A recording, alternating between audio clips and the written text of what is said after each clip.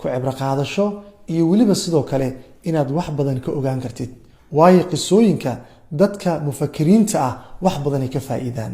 adigana waxaan ku rajaynayaa qisadan inay macallin ku noqoto waa qiso marna xanuun badan marna yaab badan marna ku tusinaysa dulmiga dhibaatada uu leeyahay afar walaalo ah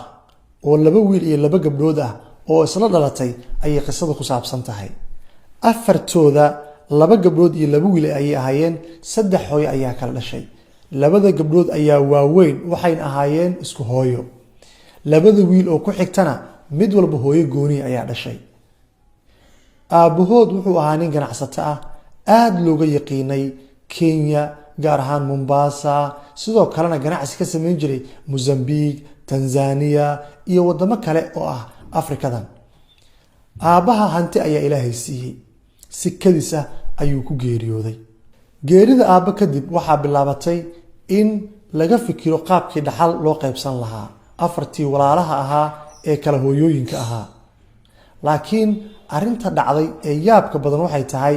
labada wiil ee isku xigtay ee gabdhaha ka yaraa in midka weyn kan yar uu yiri waxaan ka shakisanahay inuusan aabaheen dhalin oo wiilkan uu yahay wacel laakiin gabdhaha ayaa aad uga carooday arintaas waxayna ku dhaheen war waa walaalkeen waxan waa adduunyo ha dhaamin ha xumaynin ha magac dilin wacel ma ahan wiilku laakiin wuu ku qanci waayay waxay ku kala noolaayeen wiilka yar oo hooyadii Nairobi kula noolaa labada gabdhood oo Jarmalka degnaa iyo wiilka weyn ee dhahaya wiilkan aan baarno waxaan uga shakisanahay aaba inuusan dhalin oo Mareykanka ka yimid gabdhaha ayuuna ku xigaa wiilkan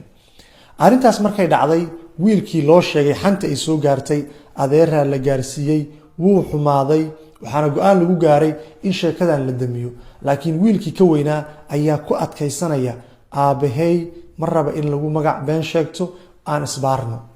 meeshaas markay marayso gabdhihii oo ka xun wiilkii oo ka xun adeeradii oo ka xun ayaa waxaa go'aan lagu gaaray in la sameeyo baaritaan hidasidaha DNA-da